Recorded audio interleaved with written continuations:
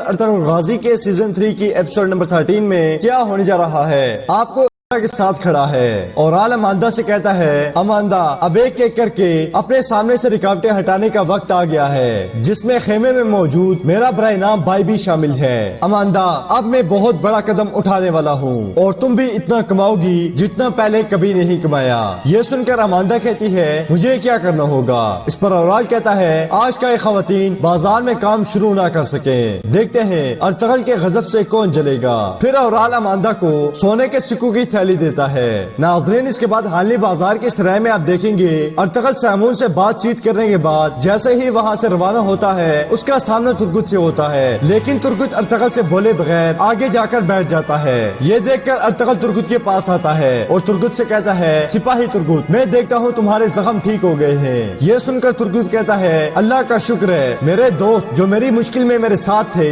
انہوں نے میرے زخموں کا علاج بھی کیا اور میرے دل کے زخم بھرنے میں مدد کی۔ پھر ارطغرل ترگت سے کہتا ہے اب جب کہ تمہارے زخم ٹھیک ہو گئے ہیں اب قبیلے واپس جانے کا وقت آ گیا ہے۔ یہ سن کر ترگت کہتا ہے میں اب آپ کے قبیلے نہیں جانے والا جب تک میں ان کتوں کا خون نہیں بہا دیتا جنہوں نے ہم پر حملہ کیا، مجھ پر ہر سانس حرام ہے۔ اس پر ارطغرل کہتا ہے ترگت ہر کام کا ایک وقت ہوتا ہے۔ پھر ترگت کہتا ہے ایک سردار ارطغرل ہوا کرتا تھا جو ہم پر حملہ کرنے والے دشمنوں سے بدلہ لینے کے لیے بےتاب رہتا تھا، اور آج کل کا ارطغرل ہر کام کے لیے اپنا وقت ضائع کر رہا ہے۔ ارطغرل صاحب آپ باتیں کرتے رہیں اور میں شکار کروں گا۔ اس پر ارطغرل کہتا ہے اللہ تمہیں صحت دے۔ ترگت ہوش میں آؤ اور یہ بات یاد رکھو ہمارے شہیدوں کا خون کبھی رائے گاہ نہیں جائے گا۔ اس کے بعد ارطغرل وہاں سے چلا جاتا ہے۔ سرائے سے باہر آنے کے بعد آلیار ارطغرل سے ملتا ہے اور وہاں سے روانہ ہو جاتا ہے۔ اسی دوران تاجر حسن یعنی کہ پیتروس ارطغرل کے پاس آتا ہے اور وہ ارطغرل سے کہتا ہے اگر آپ کی اجازت ہو تو میں آپ کے قبیلے اشیاء صرف کی تجارت کے لیے آؤں۔ اس کے جواب میں ارطغرل کہتا ہے تاجر حسن ہم آپ کو خوش آمدید کہتے ہیں لیکن شاید میرا قبیلہ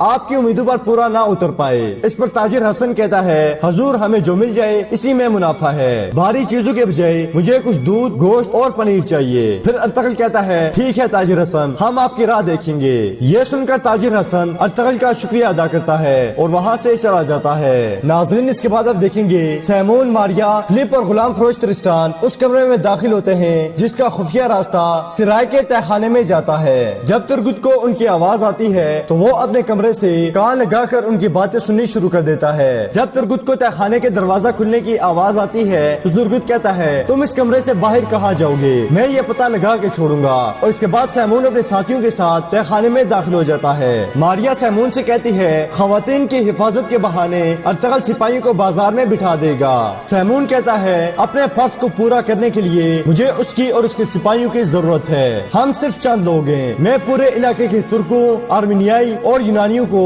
ایک دوسرے سے لڑوا دوں گا، اور مجھے اس کے لیے دو چیزوں کی ضرورت تھی، پہلی اورال کی ہوس اور دوسری ارطغرل کی شجاعت، مجھے یہ دونوں مل گئی ہیں۔ ناظرین اس کے بعد آپ دیکھیں گے ارطغرل اپنے گھر والوں کے ساتھ اور طبیب عارف کے ساتھ سرداری خیمے میں بیٹھا ہوا ہے۔ ارطغرل کہتا ہے مجھے شک ہے سیمون ہی ببتسمی یحییٰ ہے، لیکن یہ پتہ کیے بغیر وہ یہاں کس مقصد سے آیا ہے ہم کچھ نہیں کر سکتے۔ اس پر زجان کہتا ہے بھائی جیسے کہ آپ کے منصوبے کے مطابق سیمون اب دوحان کے پیچھے جائے گا، اس لیے وقت آنے پر ہمیں بھی اقدامات کرنے ہوں گے۔ پھر حلیمہ سلطان کہتی ہیں حضور مجھے لگتا ہے یہ کھیل کبھی ختم نہیں ہوں گے۔ اس کے جواب میں ارطغرل کہتا ہے حلیمہ سلطان یہ کھیل ایک دن ضرور ختم ہوں گے، جب ہماری اپنی ریاست ہوگی تو یہ سب کھیل ختم ہو جائیں گے۔ ارطغرل کہتا ہے جب میں ان سازشوں کو دیکھتا ہوں تو میری امید اور بڑھ جاتی ہے، یہاں سے نیکیا تک ہمارے خلاف کوئی قوت نہیں، بشرط یہ کہ ہم کرچائسر قلعے کو فتح کریں اور سوغوت کی طرف ہجرت کریں۔ اس پر طبیب عارف کہتے ہیں حضور سوغوت ہی کیوں؟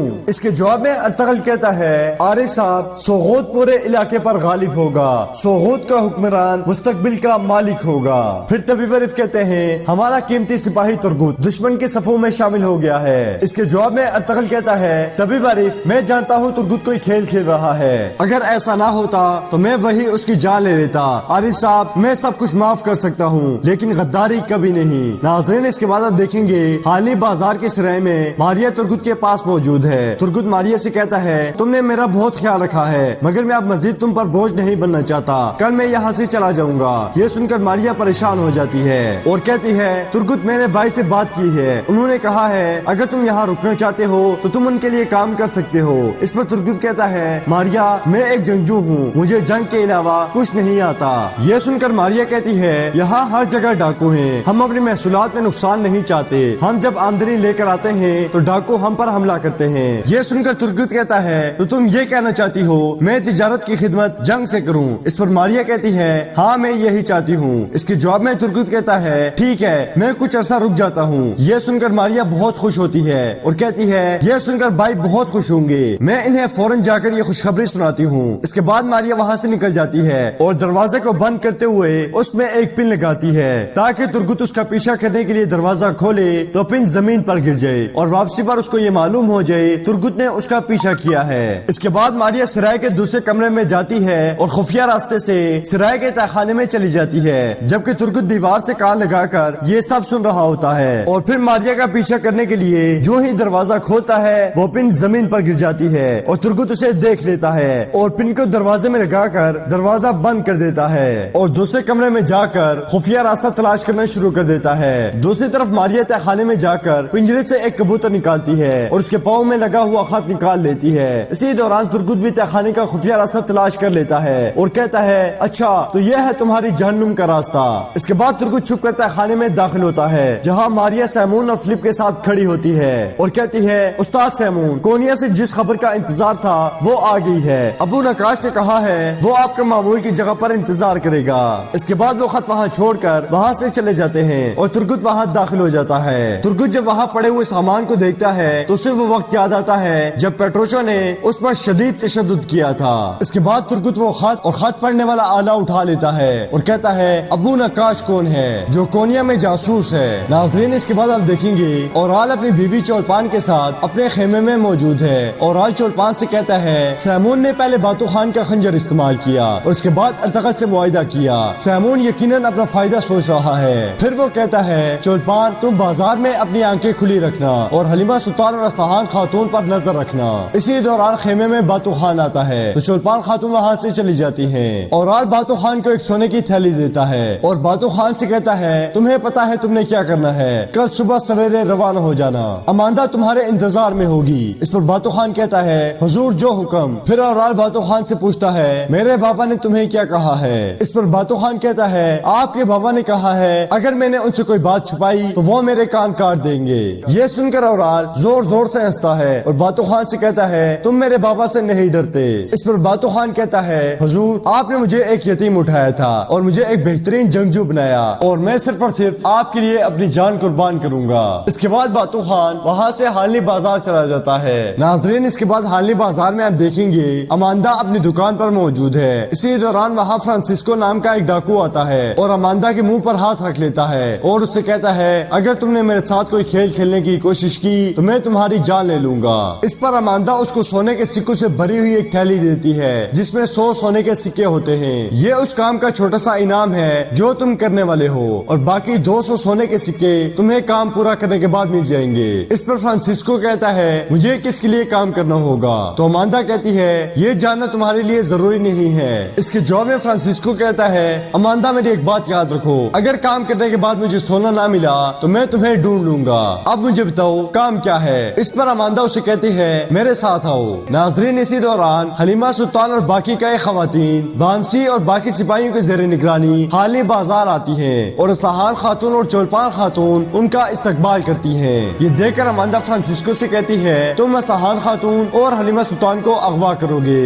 اصفہان خاتون جاندار صاحب کی بیٹی ہے اور حلیمہ سلطان کائی قبیلے کے سردار ارطغرل صاحب کی بیوی ہے۔ ناظرین اس کے بعد بامسی کئی خواتین کی حفاظت کے لیے سپاہی کھڑے کر کے ترگت کی طرف چلا جاتا ہے۔ حلیمہ سلطان خواتین سے کہتی ہیں ہماری بنائی گی قالینیں پوری دنیا میں جائیں گی، ہمارے کام کی وجہ سے ہمارے قبائل کبھی قحط کی شکل نہ دیکھیں گے۔ ناظرین دوسری طرف آپ دیکھیں گے بامسی ترگت کے پاس جاتا ہے، ترگت کھانا کھا رہا ہوتا ہے، بامسی ترگت کے پاس بیٹھ کر اسے کہتا ہے تم نے قبیلے کے رات کے کھانے کا مزہ گوا دیا، اس لیے میں تمہارے لیے قبیلے کا کھانا لے کر آیا ہوں کیونکہ کیونکہ یہاں تمہیں صرف کافروں کا کھانا ملتا ہے۔ سرائے میں موجود تمام لوگ ترگت پر نظر رکھے ہوئے ہوتے ہیں۔ یہ دیکھ کر ترگت بامسی کے سامان پر زور سے مکہ مارتا ہے اور بڑی چالاکی سے تہخانے سے اٹھایا گیا خط بامسی کے سامان میں ڈال دیتا ہے اور کہتا ہے بامسی بس بہت ہو گیا، اب یہاں سے چلے جاؤ۔ لیکن بامسی یہ بات سمجھ نہیں پاتا کہ ترگت سیمون کے سپاہیوں کو دھوکہ دے رہا ہے اور وہ ترگت سے کہتا ہے ترگت تم کب تک ہمارے ساتھ اس طرح جھگڑتے رہو گے۔ اس کے بعد ترگت وہاں سے اٹھ کر جانے لگا ہوتا ہے تو بامسی اس کا ہاتھ پکڑتا ہے۔ اس پر ترگت ایک زوردار مکہ بامسی کے منہ پر مارتا ہے جس کی وجہ سے بامسی کو بہت دکھ ہوتا ہے اور وہ کہتا ہے اچھا تو تم نے قائد سپاہی کو ان چوہوں کے سامنے مذاق بنا دیا، اب تم پٹائی کے مستحق ہو۔ اس پر ترگت بامسی سے کہتا ہے بامسی یہاں سے چلے جاؤ۔ پھر بامسی ترگت پر حملہ کر دیتا ہے اور ترگت بامسی کو دھکا دیتا ہے اور اسے زمین پر گرا دیتا ہے اور وہاں موجود سیمون کے سپاہی بامسی کو پکڑ لیتے ہیں جس کی وجہ سے بامسی زور زور سے چیختا اور چلاتا ہے اور کہتا ہے مجھے چھوڑ دو۔ یہ صورتحال دیکھ کر سیمون کہتا ہے رک جاؤ، بس کرو، میں اپنے ہاتھ میں لڑائی نہیں چاہتا، ترگت اب میرے لیے کام کرتا ہے، اس لیے بامسی تم مسئلہ نہ بناؤ۔ یہ سن کر بامسی غصے سے اپنے آپ کو سیمون کے سپاہیوں سے آزاد کرواتا ہے اور ترگت کے پاس آتا ہے اور ترگت سے کہتا ہے کیا تم ان لوگوں کے لیے کام کرو گے؟ تم انسانیت کے نام پر دبا ہو۔ اور پھر بامسی اپنا سامان اٹھا کر اور غصے میں وہاں سے نکل کر سرائے کے باہر کھڑا ہو جاتا ہے اور پھر کھانے کے لیے اپنے بیگ سے کچھ نکالتا ہے، لیکن اسی دوران اس کی نظر اس خط پر پڑتی ہے جو ترگت نے اس کے بیگ میں ڈالا تھا۔ یہ دیکھ کر بامسی بہت خوش ہوتا ہے اور کہتا ہے میرے بھائی تم کیا بات کر رہے تھے، یہ بابر بینسا سمجھ ہی نہ سکا، واہ میرے بھائی ترگت تم نے بہت زبردست کام کر دیا ہے۔ دوسری طرف آپ دیکھیں گے سیمون کی بہن ماریا حلیمہ سلطان اور اسطحان خاتون کے پاس جاتی ہے اور انہیں کھانے کی دعوت دیتی ہے۔ اس پر حلیمہ سلطان کہتی ہیں ہمارا کام تو بہت زیادہ ہے لیکن دعوت سے انکار کرنا ہماری روایات کے خلاف ہے۔ یہ سن کر ماریا ان کا شکریہ ادا کرتی ہے اور وہاں سے چلی جاتی ہے۔ پھر اسطحان خاتون کہتی ہیں فی الحال ہم ان کافروں کے محلات کو اپنی قالینوں سے فتح کرتے ہیں اور پھر ارطغرل صاحب جیسے ہمارے بہادر جوان ان کو اپنی تلواروں سے فتح کریں گے۔ اسطحان کے منہ سے ارطغرل کا نام سن کر حلیمہ سلطان غصے میں اسطحان خاتون کو دیکھتی ہیں اور کہتی ہیں ہمارے بہادر اپنا کام کر لیں گے، ہم اپنے کام پر توجہ دیتے ہیں، آج ہمیں نمونے ہر حال میں تیار کرنے ہیں۔ اس پر اسطحان خاتون کہتی ہیں اگر آج شام تک ہم کام کرتے رہے تو نمونے تیار ہو جائیں گے۔ اس پر حلیمہ سلطان کہتی ہیں آج شام قبیلے میں جرگہ ہے اس لیے ہمیں جلدی جانا ہوگا۔ یہ سن کر چولپال خاتون کہتی ہیں حلیمہ سلطان اگر آپ چاہیں تو اسطحان خاتون کو اپنے ساتھ لے کر جا سکتی ہیں، آپ آج رات اپنا کام جاری رکھ سکتی ہیں اور نمونے بنا سکتی ہیں۔ اور حلیمہ سلطان اسطحان خاتون سے کہتی ہیں اسطحان خاتون ہمارے قبیلے میں خوش آمدید۔ اس پر اسطحان خاتون چولپان سے کہتی ہیں میرے بابا کو پتا نہیں ہے اس لیے میں نہیں جا سکتی۔ اس پر چولپان کہتی ہے اسطحان خاتون میں انہیں بتا دوں گی، ہمیں آج رات ہی نمونے تیار کرنے ہیں اس لیے تمہیں حلیمہ سلطان کے ساتھ جانا چاہیے۔ ناظرین چولپان خاتون اور آج کے منصوبے کے مطابق اسطحان خاتون کو حلیمہ سلطان کے ساتھ بھیجنا چاہتی ہیں۔ پھر حلیمہ سلطان کہتی ہیں اسطحان بہن آج رات کئی قبیلے کے مہمان ہوں گی۔